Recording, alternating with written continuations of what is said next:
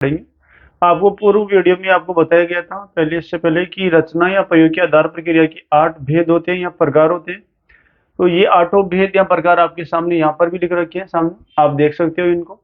क्रम के आधार पर हम क्रिया के भेद इससे पहले वाले वीडियो में पढ़ चुके हैं कि किस प्रकार से क्रम के आधार पर सकर्मक अकर्मक क्रियाएं होती है, फिर एक कर्मक द्विकर्मक और उसी प्रकार से अन्य क्रियाएं होती है। आज इस वीडियो में हम पढ़ने वाले हैं। देखो, ये जो 8 प्रयोग हैं इसके 8 भेद हैं। 8 भेद मैंने एक बार वापस यहाँ पर आपके सामने प्रस्तुत किया है, आप देख सकते हो इन 8 भेद को। संयुक्त क्रिया, ठीक है, ये इनके 8 भेदों के नाम मात्र है। इनका विस्तार विवरण हम जो नीचे वीडियो दिया गया, एक एक का विवरण दिया गया आपको, उनमें हम अध्ययन करेंगे इनका। संयुक्त क्रिया, पहले इसके हम पहले क्रिया की ओर चले। संयुक्त क्रिया ये प्रयोग या रचना के आधार पर क्रिया के भेद प्रकार होते हैं। विद्यार्थियों ध्यान रखिए इनको। संयुक्त क्रिया, जैसा कि हमारे को नाम से ही पता चल रहा है, ये नाम से ही संयुक्त जुड़ी हुई क्रिया, दो क्रियाएं कम से कम होगी, अर्थात मेल होगा क्रियाओं का। तो जो क्रियाएं दो क्रियाओं के योग से बनकर एक ही क्रिया का काम करती है, बिल्कुल सही बात कही है इसने। जो क्रियाएं ऐसी, कई क्रियाएं ऐसी होती हैं जो दो क्रियाओं से मिलकर बनती है वो, लेकिन काम एक ही क्रिया का करेगी। मतलब काम एक ही काम का होने का हमारे को बोध करवाएगी, दो काम होने का बोध नहीं करवाएगी। किस प्रकार से? माताजी ने खाना बना लिया। देखिए विद्यार्थियों, आप यहाँ पर देख सकते हो माताजी ने खाना बना लिया। आप देख रहे हो यहाँ पर कोई दो क्रिया दिखाई दे रही है, आपको यह समझ में आ रही है, ज्ञान बोध हो रहा है आपको दो क्रियाओं का? अर्थात नहीं, यहाँ पर हमारे को दो क्रियाओं का कोई ज्ञान बोध नहीं हो रहा, सिर्फ एक ही क्रिया हो रही है, खाना बनाने की। लेकिन यहाँ पर जो दो क्रिया है वो इस अर्थ में आई है, ये बना और लिया, ये दो क्रियाएं हैं। तो यहाँ पर ध्यान रखिए हमारे सामने दो क्रियाएं प्रस्तुत हो गई। माताजी चली गई, अब हम ऐसे कहते हैं माताजी चली गई, तो यहाँ भी दो क्रियाएं हैं, लेकिन काम एक ही क्रिया का कर रही है वो, कि माताजी चली गई है, वो यहाँ से जा चुकी है। हमारे को दो क्रियाओं का यहाँ ज्ञानबोध नहीं हो पाएगा। ये दूसरा उदाहरण है, बच्चे चले गए। अच्छा, ये माताजी से जुड़ा हुआ, बच्चे चले गए। अब आप देख सकते हो यहाँ पर ये चले गए, ये हमारे को दो क्रियाओं का ज्ञान यहाँ पर करवाता है। लेकिन हम अगर इसका अर्थ लेंगे, इस वाक्य को हम पढ़ेंगे, तो हमारे को बच्चों के चले जाने का ही ज्ञान होगा, ना कि दो क्रियाओं का यहाँ पर ज्ञान हो पाएगा। उसी प्रकार लोगों ने अपने घर बसा लिए, तो अपने घर बसा लिए। माताजी ने कथा सुन ली, तो सुनना और ली दो क्रिया यहाँ भी हो गई, लेकिन वो एक ही क्रिया का हमारे को बोध करवाएगी कि माताजी ने कथा सुन ली है। चलिए इसके हम दूसरे प्रकार की बात करिए विद्यार्थियों, प्रेरणार्थक क्रिया। प्रेरणार्थक का मतलब है प्रेरणा देकर। हमारे जो व्यक्ति खुद कार्य नहीं करता है, लेकिन अपनी प्रेरणा के माध्यम से किसी और को कहकर कार्य करवाता हो। हालांकि कार्य तो उसी के माध्यम से होता है, क्योंकि वो ही कहलवाता है और उसी की प्रेरणा से सामने वाला कार्य करता है। लेकिन यहाँ पर वो स्वयं कार्य नहीं करता है, प्रेरणा देकर, आज्ञा देकर कार्य करवाता है। आइए देखते हैं हम जिन क्रियाओं को कर्ता स्वयं न कर, कर्ता कार्य को करने वाला कर्ता होता है, ये बात हम पहले पढ़ चुके हैं। स्वयं न कर प्रेरणा के माध्यम से अन्य से करवाता है, ठीक है ना। जिन क्रियाओं को कर्ता स्वयं न करके अपनी प्रेरणा के माध्यम से अन्य व्यक्ति से करवाता है। उदाहरण के तौर पर रमेश महेश से पत्र पढ़वाता है। पढ़ने का कार्य तो कौन कर रहा है? महेश कर रहा है, लेकिन प्रेरणा से, रमेश की प्रेरणा से कर रहा है। रमेश महेश से पत्र पढ़वाता है, रमेश की प्रेरणा से कर रहा महेश। ध्यान रखिए विद्यार्थी इसको, तो रमेश कार्य नहीं करके महेश से कार्य करवाता है यहाँ पर, इसीलिए प्रेरणार्थक क्रियाएं हैं। मालिक नौकर से काम करवाता है, ये इसी का उदाहरण, बिल्कुल प्रेरणार्थक क्रिया को। मालिक काम ना करके नौकर से कार्य करवाता है यहाँ पर। तो इस प्रकार से प्रेरणार्थक क्रियाएं होती है। जो क्रियाएं करता स्वयं कार्य नहीं करके अपनी प्रेरणा के माध्यम से अन्य व्यक्ति से कार्य करवाता है, वो प्रेरणार्थक क्रियाएं होती है।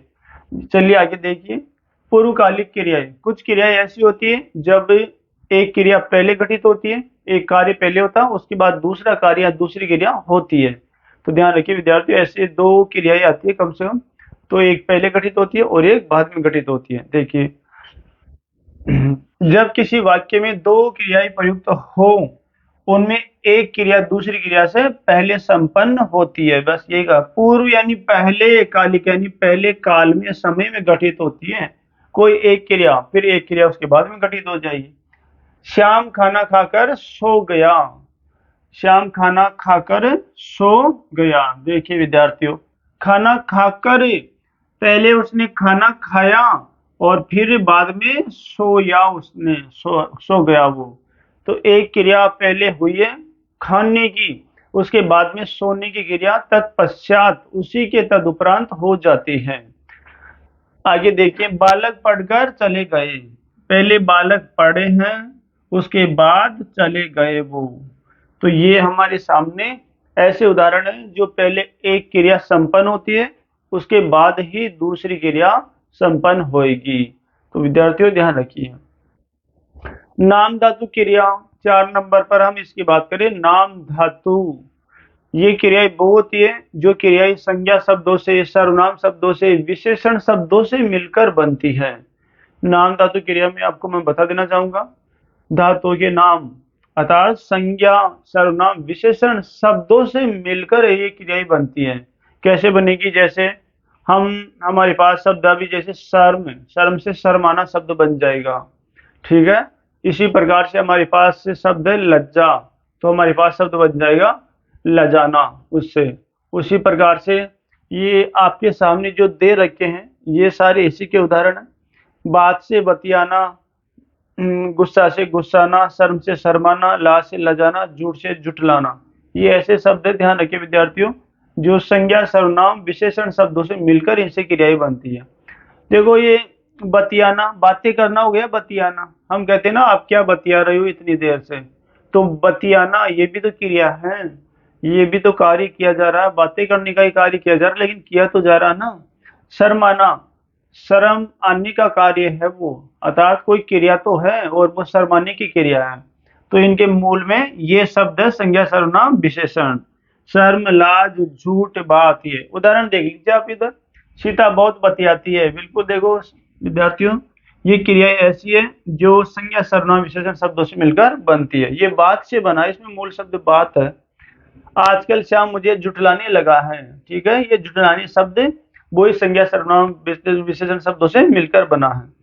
रमा बहुत लजाती है, ठीक है, ये लजाती शब्द इसमें आ गया। लड़की शर्माने लगी, थोड़ी चाय गरमा दो, ठीक है। इसी प्रकार से ठिठुरना, ठिठुरन, ऐसे शब्द बन जाते हैं, हमें बहुत ठिठुरन हो रही है। तो ऐसे शब्द हैं जो संज्ञा, सर्वनाम, विशेषण शब्दों का प्रयोग कर क्रिया सूचक शब्दों का निर्माण कर देते हैं। तो ये हमारे पास जो 4 प्रकार थे, इसके 4 प्रकार होते हैं। इसके बाद जो अगला प्रकार है वो अगला प्रकार 5वां नंबर का है। और 5वें नंबर में, तो 5वें प्रकार की हम बात करें इसकी, तो सहजातीय क्रियाओं, सहजातीय क्रियाओं से हमारा जो 5वां प्रकार है वो जुड़ा हुआ है। देखिए सहजातीय क्रियाएं, सहजातीय क्रियाएं कौन सी होती है विद्यार्थियों? सहजातीय क्रियाएं वे होती है जिनमें सहजातीय समान स्तर, समान लेवल की चीजें होनी चाहिए। स यानी स आपको पहले वाले वीडियो में मैं बताया था, स हमेशा सकारात्मक अर्थ में प्रयोग होता, स परिवार, स पत्नी के, स सम्मान, तो ये स ही लगा यहाँ पर, ये उपसर्ग के तौर पर स प्रयोग किया गया यहाँ पर। तो ये सहजातीय समान स्तर की कोई चीजें होगी, इसमें समान लेवल, समान बराबरी की वे क्रियाएं जिनमें कर्म तथा क्रिया एक ही धातु से मिलकर बनी होती है। समझ गए विद्यार्थियों? वे ऐसी क्रियाएं होती है सहजातीय क्रियाएं जिनमें कर्म और क्रिया दोनों समान धातु से मिलकर ही बनती है, वो ही सहजातीय क्रियाएं कहलाएगी। आप देख सकते हो उदाहरण है, भारत ने अनेक लड़ाइयां लड़ी। तो यहाँ पर ये लड़ाइयां शब्द वाक्य का कर्म है, ये इस क्रिया का कर्म है। ये लड़ना ये क्रिया है इसकी। तो ध्यान रखिए, दोनों लड़े और लड़, इसमें भी मूल शब्द धातु तो लड़ी है ना, लड़ाइयां और लड़ी में, तो ये दोनों कर्म और क्रिया दोनों एक ही धातु से मिलकर बनी है। ध्यान रखना, एक ही शब्द से बनी है। सभी ने अच्छा खेल खेला, बिल्कुल खेल हमारे पास कर्म है, ये कर्म क्रिया का, और ये खेलना ये क्रिया है इसकी, इस क्रिया का कर्म खेल है। इस प्रकार से हम देखते हैं सहजातीय क्रियाओं में ऐसी क्रियाएं आती है जो कर्म और क्रिया दोनों समान धातु से मिलकर बनती है। जैसे मोहन को बहुत मार मारी गई, ऐसे, तो दोनों शब्द मार शब्द से ही बने हुए हैं हमारे पास में। तो इस प्रकार से और भी अतिरिक्त जो शब्द है उदाहरण इसी के अंतर्गत आते हैं। अगला वाला प्रकार है अनुकरणात्मक क्रियाएं। अनुकरणात्मक का मतलब है नकल करना, अनुकरण करना। इसमें क्या होता है, किसी वास्तविक या काल्पनिक ध्वनि के अनुकरण से हमारे द्वारा जिन क्रियाओं का निर्माण कर लिया जाता है कोई वास्तविक या काल्पनिक ध्वनि होती है, उनके द्वारा हमारे दिमाग में ऐसे कुछ शब्दों का संग्रह कर लिया जाता है, या हम ऐसे शब्द बोलने लगते हैं, वो हमारे गढ़न के हिसाब से होती है, हम खुद गढ़ लेते हैं उनको। जैसे हम कहते हैं आप क्या बड़बड़ा रहे हो। अब ये बड़बड़ाना शब्द कोई हिंदी व्याकरण शब्दकोश का शब्द नहीं है विद्यार्थियों, ये हमारे द्वारा किसी दृश्य को देखकर, किसी परिस्थिति को देखकर, कोई कल्पना करके, कुछ सुनकर हमारे दिमाग के अनुसार हमने ही गढ़ लिया उसको।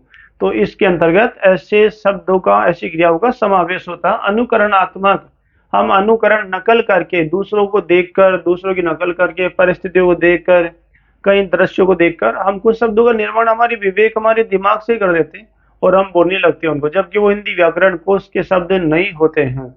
उसी प्रकार से हमारे पास बहुत सारे शब्द हैं। ये आप देख रहे हो, खटखट से खटखटाना शब्द बन जाता है। तो ये खटखटाना हमारा कोई हिंदी का शब्दकोश का शब्द नहीं है, लेकिन हमने बना दिया है इसको। थपथपाना, सनसनाना, बड़बड़ाना, फुसफुसाना, थरथराना, मिमियाना, इसी प्रकार से ये शब्द, बहुत सारे शब्द ऐसे हैं जो हमने हमारे विवेक से गढ़ लिए। स्थितियों को, परिस्थितियों को, वातावरण को सुनकर, देखकर, कई बातों को सीखकर हमने हमारे हिसाब से ही इनको बना लिया है और हम हमारे हिसाब से इनको प्रयोग करते हैं। लेकिन ये हिंदी भाषा में प्रचलित है, ये शब्द चला करते हैं। देखो आगे, अनुकरणात्मक क्रियाएं बहुत हो गई। उदाहरण हो गया इसका सामान्य क्रिया। सामान्य क्रिया क्या होती है विद्यार्थियों? सामान्य क्रिया वो होती है जिसमें सिर्फ जब किसी वाक्य में एक ही क्रिया का प्रयोग किया जाता है, किया जाए, बिल्कुल, जिसमें सिर्फ एक ही क्रिया का प्रयोग हुई, वो सामान्य क्रिया होती है। नाम से ही हमारे को सहज जिसका ज्ञान हो रहा है, स्पष्ट बोध हो रहा है, सामान्य क्रिया। बालक सोता है, रचना पढ़ती है, फूल खिलते हैं। यहाँ पर हम देख रहे हैं, यहाँ पर ऐसा तो आया नहीं, बालक सो गए हो जाता तो सामान्य क्रिया में नहीं आता, फिर वो पहले वाली जो क्रिया हम पढ़ चुके हैं उनमें चला जाता। यहाँ पर रचना पढ़ती है, ये रचना पढ़ती है, ये भी देखिए एक ही क्रिया। फूल खिलते हैं, तो उक्त तीनों उदाहरणों में आप देख रहे हो यहाँ पर एक ही क्रिया का ज्ञान बोध हमारे को करवाया गया है और यहाँ पर एक ही क्रिया हो रही है, तो ये सामान्य क्रिया कहलाएगी। ध्यान है, सामान्य, उसका नाम ही सामान्य है पहले। उदाहरण, सहायक क्रिया। सहायक क्रिया मुख्य क्रिया के बाद में जो क्रिया प्रयुक्त होती है वो सहायक क्रिया होती है। अंग्रेजी में जिसे हम हेल्पिंग वर्ब बोलते हैं। तो ये मुख्य क्रिया के साथ ही प्रयोग होगी, मुख्य क्रिया नहीं आएगी तो उसका कोई अस्तित्व नहीं होता है।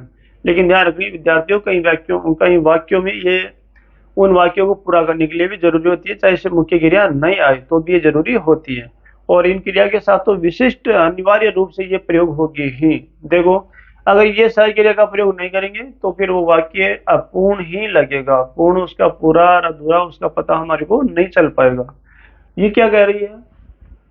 किसी वाक्य में मूल क्रिया को, मूल क्रिया जान गई ना, ये मूल क्रिया हो गई, ये मूल क्रिया।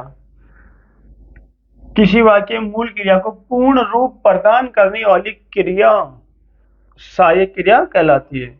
या आप देख लीजिए, रमा पढ़नी जाती है, ये जो सहायक क्रिया है ये सभी वाक्यों में प्रयोग होती है, इसका आना अनिवार्य होता है विद्यार्थियों, ये आती रहती है। हमने जो भी पढ़े वो उनमें ये प्रयुक्त तो होती है लगभग। तो रमा पढ़नी जाती है, ये जो है शब्द है, ये थी शब्द है और ये है, यही हमारे सामने सहायक क्रिया के तौर पर प्रयुक्त हुए हैं। तो आप खुद ही इनको हटा के देख लीजिए। रमा पढ़ने जाती, अब जाती थी या जाती है या जाएगी, हमारे को कोई आभास ही नहीं हो रहा, समय ज्ञान हमारे को हो नहीं रहा, इसलिए ये क्रियाएं अपूर्ण मानी जाएगी, फिर पूर्ण नहीं होगी इनके बगैर। शिला घूमने जाती है या थी, अब ये नहीं पता चल पाएगा अगर हमने इसको हटा दिया तो।